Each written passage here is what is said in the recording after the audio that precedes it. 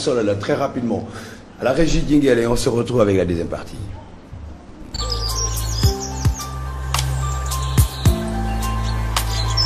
Merci beaucoup et soyez les bienvenus. Vous faites encore, il y a des gens qui retrouver. Donc le jeune leader optimiste monsieur Thiam la ñu am mbégte te ànd ak moom ci waxtaan wi monsieur Thiam laaj bu njëkk bi mooy mouvement national des jeunes optimistes pour un Sénégal meilleur en tout cas fond bi ou bien forme bi. On l'adore beaucoup parce que lii moom bu amee réew mi dina nekk sur les rampes de l'émergence idée bi fu mu jógee d'abord. Ouais, exactement. Donc merci comme ni ma ko waxee woon pour l'opportunité bi du may tey parce que vraiment c'est une opportunité et nous sommes très reconnaissants. Donc idée bi d'abord si man la jógee personnellement mais dama naan si yàlla la jógee suñu borom. Donc tey dama jàpp ne chaque pays a besoin de ses filles wala de ses fils pour mën a rehausser son niveau de développement. Et que à chaque fois bu ñu defee comparaison entre les jeunes sénégalais les jeunes de l'Afrique avec d'autres jeunes de d'autres continents da ngay gis ne am na lu des. Donc pourquoi pas ñun à notre niveau ñu organiser wu xool naka la ñuy def ba indi ay stratégie wala xool jéem a trouver des X ou des Y peut-être yu ñu permettre ba ñu mën a résoudre cette équation. Donc si loolu moo tax ñu créer le mouvement donc comme tur bi nga gis optimiste donc dañu ne pourquoi pas être des optimistes parce que c'est possible hein. Nous devons croire que ñun en tant que des jeunes également war nañu écrire suñu histoire comme l'a fait toutes les générations qui nous ont précédés. Donc ku si nekk si ñoom bay na waaram donc ñu nit duñ toog rek suñu koñ yi di croiser les bras di contester di wax ne doxul mais il faut se lever et marcher avec la pointe des pieds pour proposer ou apporter des solutions. Kañ ngeen ko taxawal. Donc mouvement bi ñu ngi ko taxawal si il fait de cela une année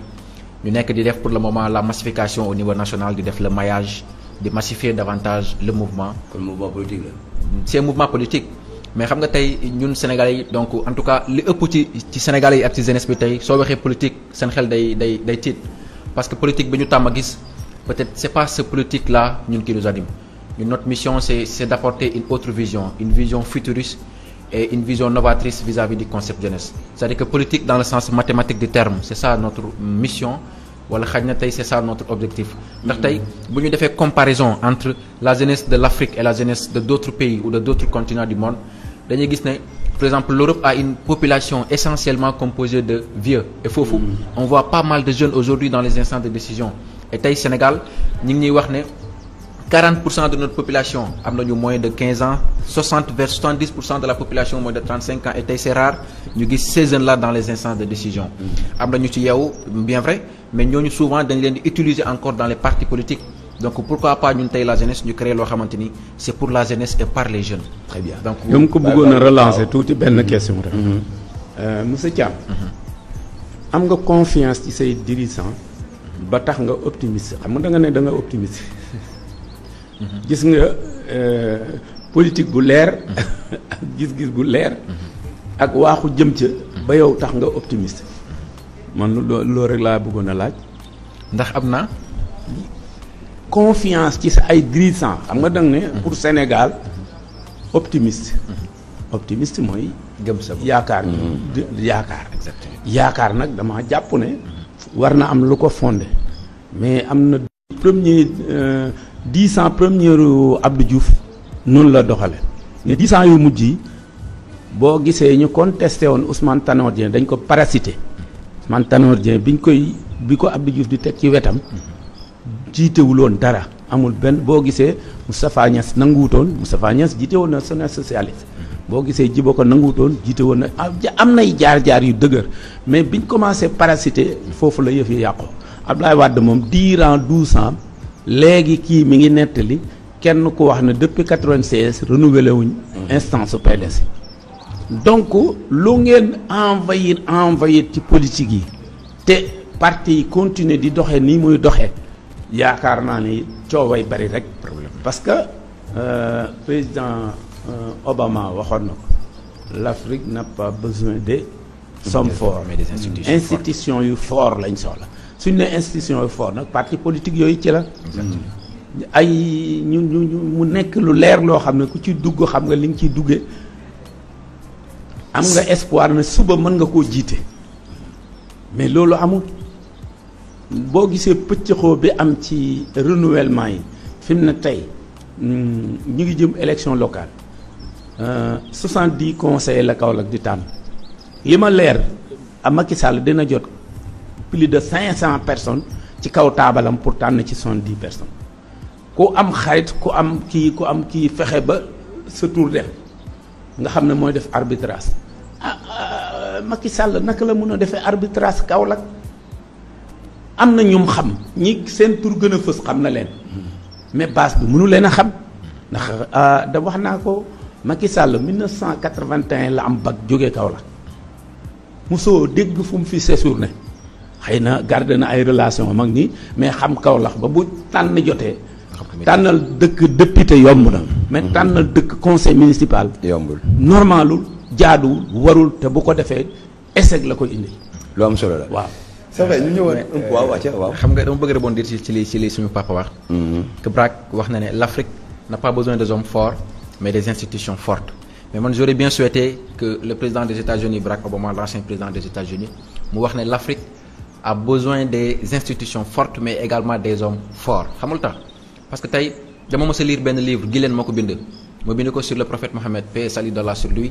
mu ne sans leader une communauté est comme un chapelet caché dont les grains se sont éperpulés tey dëkk bu amul njiit ay dirigeants véritables dignes de ce nom comme kurus bu dagg rek péri tasaaroo gauche et droite et ñun aussi en tant que des jeunes ce qui motive notre engagement à la suite de mes lectures dama gis ne daf ne même un esclave noir franchi peut bel et bien être le chef d'une communauté c'est-à-dire que kon tey malgré l'âge bi ñu am wala malgré le manque de moyens wala malgré quelque soit dañu dëkk dans les villages ou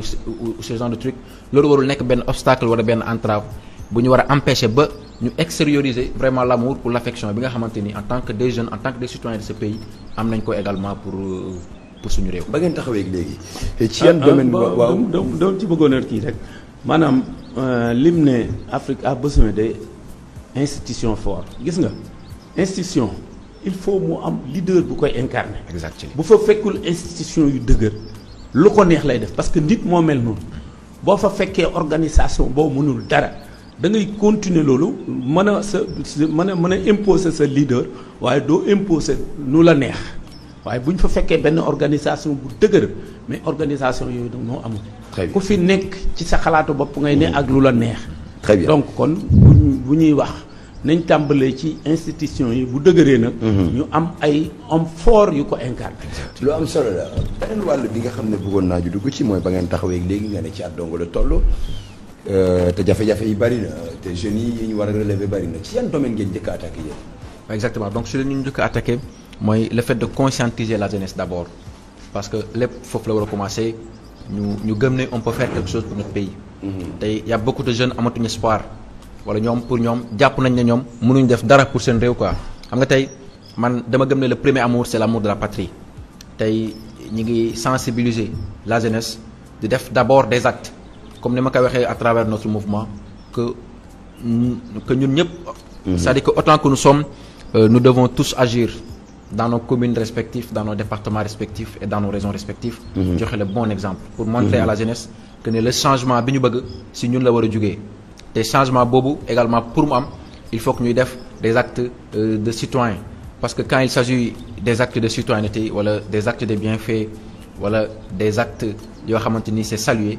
L'essentiel le plus important c'est de participer. donc ku mel ni man ci biir mouvement bi ak ñeneen d'autres yu dëkk ci d'autres régions donc ñu ngi def ay actes de civiques ay actes citoyens ay actes yu rafet ci suñuy communauté donc ici par exemple actes yu mel nan leeral exactement donc par exemple comme tey fii ici à Kaolack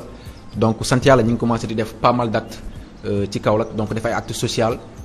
donc di partager le peu que nous avons avec les talibés avec les enfants mais également di organiser des séances de set setal dans les établissements fournir leen également des matériels de nettoiement c'est-à-dire que conscientiser leen sur l'importance de la propreté c'est-à-dire que politique pour man politique c'est pas que fal ma toogal la wala def ma lii ma def non mais c'est changer la donne quoi donc changer la mentalité des Sénégalais tey ñun loolu la ñu soxla quoi donc ci thématique boobu la ñu nekk di liggéey avec tous les jeunes yi nga xamante ni ñi ngi ñëw sans cesse di adhérer ci wàllum politique nan nga jàngatee Kaolack bi nga xam ne daanaka feete na téeméeru atam ak lu tege nekkoon vraiment dëkk boo xam ne moom lañ jàppee woon 10e région du Sénégal jamono ji mu ngi ci 13e xaw ma 12e région du Sénégal te Kaolack am ay doomam yoo xam ne vraiment ñu ngi ak ay ndombol tànk yoo xam ne des koy natable te am ay doomam yoo xam ne aussi ay kilifa lañ ci réew mi ba tey Kaolack gën a dellu gannaaw. D'abord c'est un manque de reconnaissance vis-à-vis des fils wala des filles yoo xamante ni ay doomu Kaolack lañ Kaolack defal leen lépp après ñu am niveau bu ñu toll peut-être fàtte Kaolack et je pense que loolu ñun dañ koy ñaawlu tey vous venez de le dire tout à l'heure que ne Kaolack bokkoon na ci 3 régions ou départements yu gën a am doole économiquement ci Sénégal et que tey donc courbe boobu noonu ça cesse de décroître donc loolu vraiment du lu ñu souhaiter et que ñun ici à Kaolack c'est vrai hein nous avons des personnes peut-être imbues de valeurs et de qualité nous avons des ressources humaines des ressources naturelles donc la véritable question ou la lancinante question mooy c'est-à-dire que lan moo tax Kaolack au lieu que mu monter vers haut muy gën a comme si que dafay gën a descendre vers le bas donc loolu vraiment dama jàpp ne manque de reconnaissance la bu suñu élu wala suñuy doom yi nga xamante ni tey nekk nañ ay cadres à travers le pays ou à travers l'Afrique ou à travers le monde donc bu ñu am vis-à-vis de leur région Kaolack. En tout cas lu doy waar la man sama question boobu daf maa ñor tellement que dama koy laaj ku ma ko mën a laaj Kaolack di dëkk boo xam ne daanaka dëkk boo am téeméeri at nekkatul xale ba pare di gën a dellu gannaaw man sama problème Kaolack loolu la bay Fall. mauvaise dirigeant rek il faut appeler ça le ça. waaw amul leneen. muus de. waaw parce que dama lay wax dara. Kaolack dafa bénéficier woon lenn. au début de l'indépendance ou avant dafa bénéficier woon ñetti personnalité yoo xam ne Kaolack duñ ko mës a fàtte. Ibrahima Seydou Ndaw même l'acte président Senghor Djilor gi la juddoo. Djilor fan la ne booba ci région Sine Saloum la ne. bénéficier doom bu mel ni Valdiodio Ndiaye. ñett ñii ñoo taxawoon ci Kaolack ba Kaolack nekk lim nekk ñooñu ban fi jógee ba léegi vraiment man gisuma daal ay jéego yoo xam ne nii ñi ko remplacer def nañ ko jàpp naa ne maanaam le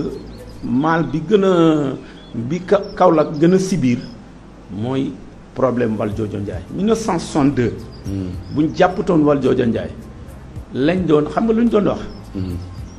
l'an 2000 Dakar sera comme le Paris Kaolack sera comme le Dakar loolu lañ daan wax. macha allah boobu moo doonoon deuxième capitale économique pour loolu ma firndeel la ko bi ñu taxawalee bi ñu amee état di taxawal suñu banque centrale yi bi ñu defee benn Dakar 7 régions lañ amoon beneen bi Kaolack lañ ko def. parce que banque centrale ku ne banque centrale mesuré nga économie bi am na beneen bu nekk Ziguinchor peut-être xëy na Ziguinchor dafa isolé wu dana jafe trop li ñuy jóge ba Ziguinchor ba ak enclavement beeg yooyu. xëy na loolu moo motivé woon ñu def fa banque centrale mais puissance économique amul ndax Ndar bi nekkoon ancien capitale sax defuñ fa woon banque centrale. mais boobu économie bi gis nañ ne Kaolack moo ci occupé place boo xam ne. te toujours dama koy wax inna Allaaha laa yughayyiru maa bi qawmin hattaa yughayyiru maa bi anfusihim suñu boroom mbir du def fenn mbir di ko fa jële lu dul ña ko yore woon ñoo ko sàggane suñ delluwaatee ca lañ delluwaat mu dellu si waat donc kon Kaolack ñoo am obligation leader nag daf ko xaw a manqué. dinaa la nettali fii loo xam ne gis nga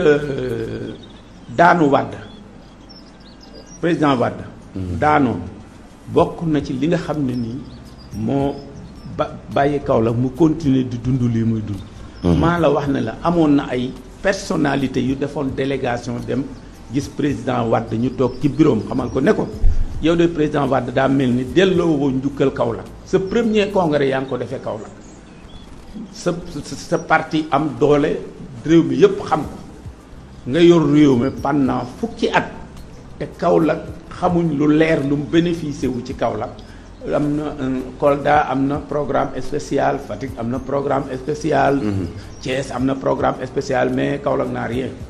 biñ ko waxee loolu mu turbale pawat fi saasa la dal di woo ki yoroon APIX mooy ndaw si moo jiitoon APIX damay fàtte tur bi ak Ablaye Diop ministre de l'économie et des finances ak kàngam yu mag woo leen ne leen préparer leen ma programme spécial pour Kaolack loolu ci 2011 bi la nga xam ne bu yàlla xam na ne bu gañoo tey Kaolack dinañ ko réhabiliter benn réhabilitation boo xam ne doy na waar macha allah mais malheureusement en tout cas mu ngi noonu mouvement ngeen di soog a juddu Kaolack am na jafe-jafe comme ni ñu ko waxee léegi mu am ñoo xam ne ñoo fi dal di toog ngànk Kaolack téye ko war ko doxal muy équipe municipale bi nga xam moo fi dal di nekk ban jàngat nga def ci seen gestion ci région bu Kaolack. Bah vraiment négatif honnêtement. Comment négatif parce que man Kaolack moom très honnêtement xam nga j'ai eu la chance peut-être de faire le tour du pays avec peut-être une organisation donc parce que man li ma wax mooy su fekkee dama ne je vais être un leader wala je vais être le porte-voix de la jeunesse il me paraît important ma jóg ma dox pour être en contact perpétuel avec les véritables préoccupations surtout de la jeunesse et que fi ma dem ci Sénégal yëpp donc damay gis ne donc peut-être le président Macky Sall ci boppam et son gouvernement ak ñi nga xamante ni tey ñoo nekk Kaolack nekkal fi Kaolack te bokk ci le gouvernement Macky Sall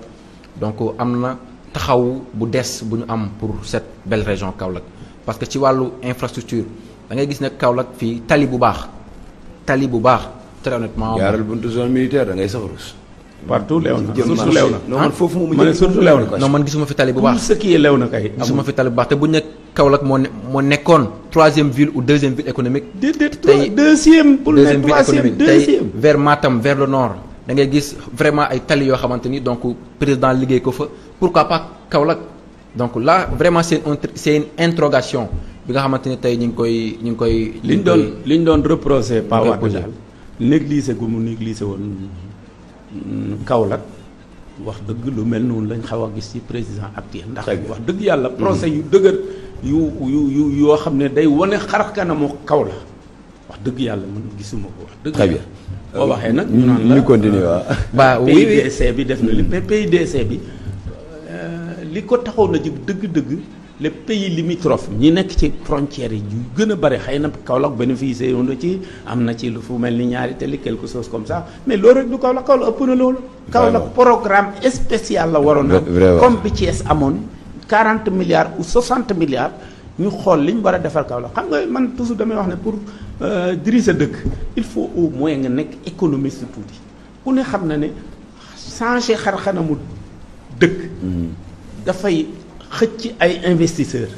sàggane karxanamu dëkk day taxaw investisseurs ya fa nekkoon. te yeneen duñ ñëw. danañu dugg foofu xaaral mu eggali. rapidement ci point bi mu ne woon waaw dafa am benn affaire bu ma marqué. y a un jeune sénégalais John bu nekkoon États-Unis donc il a fait là-bas plus de 20 ans. dama mos lire benn livre bu tudd Mémoire d'un éternel optimiste mi ngi ciy wax mu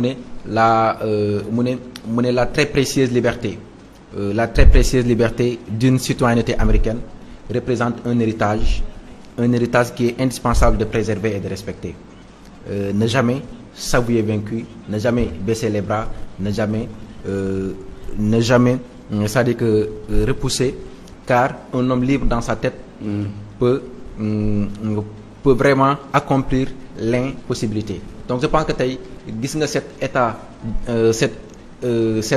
idéologie cet état d'esprit j'aimerais dire bi nga xamante ni tey les jeunes américains am nañ ko donc pourquoi pas ñun aujourd'hui la jeunesse de l'Afrique wala la jeunesse du Sénégal donc j'interpelle la population j'interpelle la jeunesse ñu xam ne Kaolack ñoo ko moom et que képp ku fi toog ñun ñoo la fal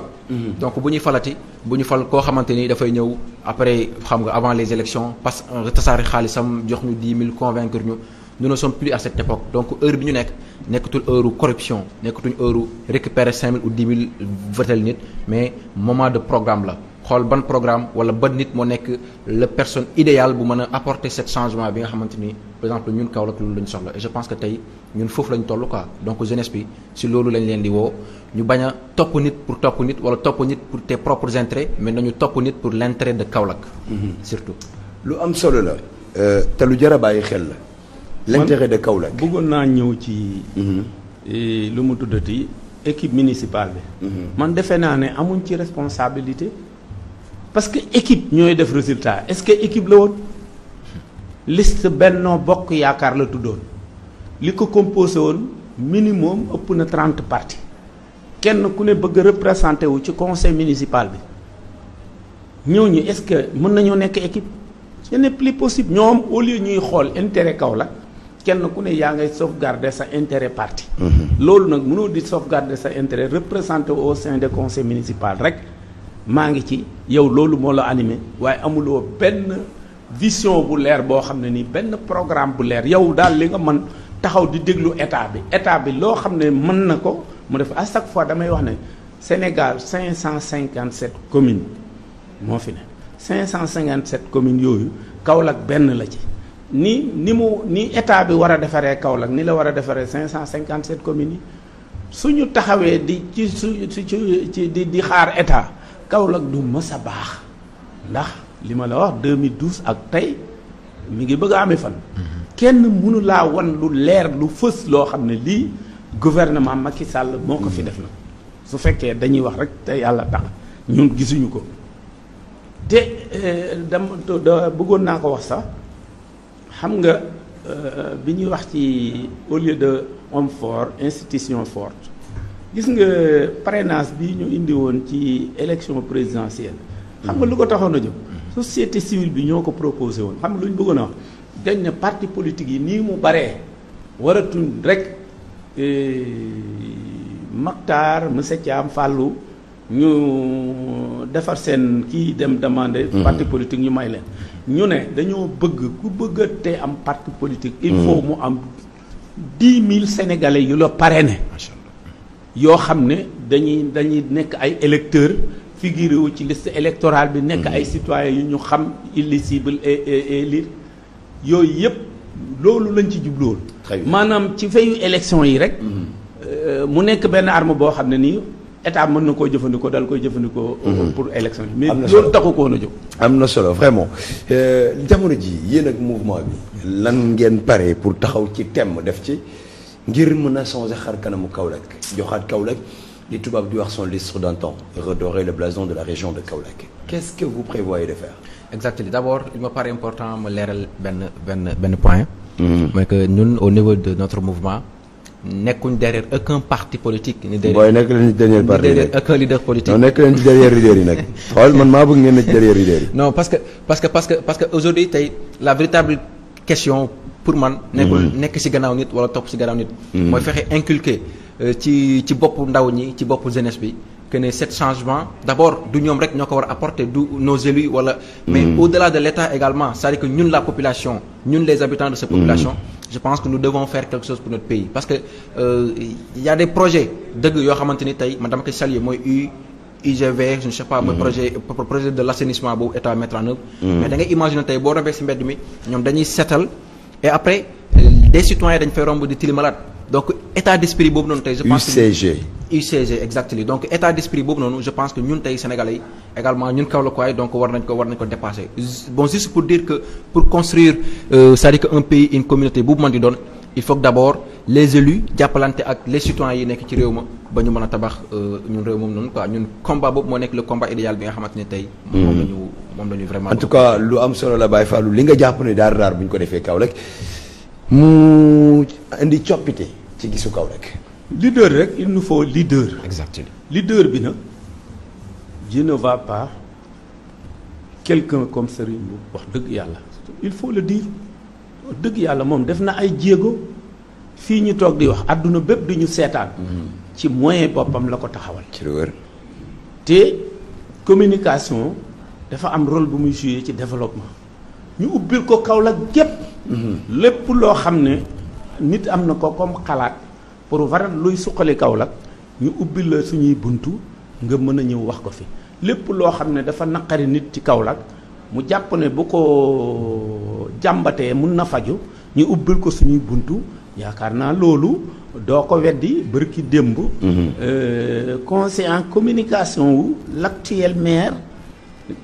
fii nga ko invité woon waaw kon xam nga ne tëjaluñ kenn buntu yi donc loolu defe naa ne jéego yooyu loolu dama ko cité rek cœur de ville nekk fii mu nekk chef d'entreprise boo xam ne nii lu ne lay def wax dëgg yàlla bu toogee ba intéressé wu pour bëgg liggéeyal Kaolack waa Kaolack it war nañu bàyyi xel loolu man à chaque fois damay wax ne Kaolack doon na baax trop ñett fexe bay ànd conseil départemental bi maire bi président chambre de commerce. loolu bokk na ci lu gën a gaaw a développer. ñett yooyu bu ñu defoon bloc. dañoo war a def bloc benn couche lay nekk. parce que xam nga chambre de commerce. rek mooy propulser économie bi. mais ñee ñooy décideurs yi. ñun ay chambre consulaire lañ. dëgg la. am na ñuy xalaat am na ñuy idée am na ñuy gis-gis mun na ñoo convaincre partenaire mais am na loolu tey boo ko bëggoon décideurs yi rek ñoo la ko mun a defal ñett ñooñu dañu war a nekk bloc. te wax dëgg yàlla dama jàpp ne le maire actuel est très mal conseillé ba di dox digganteem ak président chambre de commerce. leer na ma ne man personnellement je suis vice-président mun naa ko apporter loo xam ne ci doxalinam. au niveau de la chambre ñetti kuréel yi dañ waruñ maanaam parce que man damaa seetlu Ablaye Dia Seyni Seck mi nga xam ne moo jiite chambre de métier Idrissa Gueye mi jiite woon chambre de commerce musuñoo teqalikoo maanaam waxtu wu ne dañuy daje di wax di lal lépp loo xam ne nii état ko mun a def Ablaye Dia dem lijjanti ji ko lépp loo xam ne maire a ko war a def maire bi dem lijjanti ji ko lépp loo xam ne chambre de commerce a ko war a def. li nga wax ni daal début solution waaye ñett ñii. suñu bëggee ka mënuñoo teqalikoo Kaolack di kii. te gis nga parti politique yi li ñuy bëgg. dafay xaw a doy waar. maanaam chambre de commerce sama nit na ma fa neel est-ce que am na capacité pour doxal chambre de commerce. loolay wax xam nga loolu du am njëriñ. maanaam li nga wax ni daal début la. ci solution amul beneen lii rek moo mën a suqali dëgg économie Kaolack. il faut ñu ànd. te loolu man du ma dañ di woo madame Mariama Sarr wax dëgg yàlla na xool jàngat gëstu xool ak bu ko chambre de commerce accompagner lan la ko mën a jural parce que moom moo ko mën a jural moom ay kuréelu politique la jiite ñu koy laaj léegi chambre de commerce di kuréelu liggéeykat boo xam ne ni lépp lu résultat bu mu bëgg a def ñoom ñoo ca man maanaam impôt yi doxal mairie bi sax opérateur économique yee koy joxe ñooñu kenn du dox sama diggante ku bëgg a dox sama diggante ak ñoom ma dégage. foofu sax daanaka la ñuy daan di waxtaan wi li mu wax nii lu am solo la début solution la. ñetti filières yooyu ñu jël leen lii xam nga ñun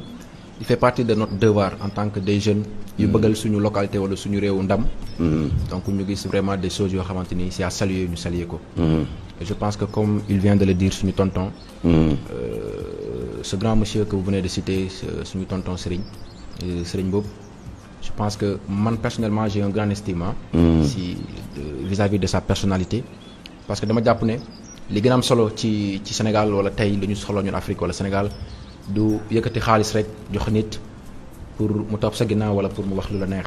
mais c'est de créer des entreprises pour permettre à la jeunesse vraiment de travailler d'avoir de l'emploi. Je pense que idéologie boobu la ñu soxla tey pour mën a vraiment développer au-delà de Kaolack sax Sénégal wala l'Afrique. Donc loolu vraiment je tenais à le dire donc ñu ngi koy saluer bu baax ci initiative yooyu noonu. et également di interpeller la population de Kaolack surtout la jeunesse ñu xam ne nous ne sommes plus à l'époque boo xamante ni dañuy tànnal njiit wala dañuy forcer njiit les politiciens seen xaalis ñoo ko moom donc képp ku ñu mayit loolu ça leur concerne. mais ñun en retour nañu tànn xam nga l'homme idéal pour Kaolack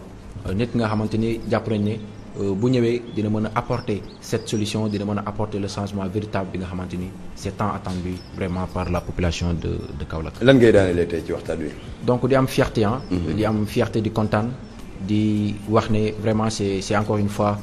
un honneur bi ngeen di defal tey en tant que jeune en tant que quelqu'un qui prétend on est des jeunes être des leaders donc ñoo tey ci plateau TVS pour partager vraiment suñu petite xam-xam avec jeunes yi ñuy déglu.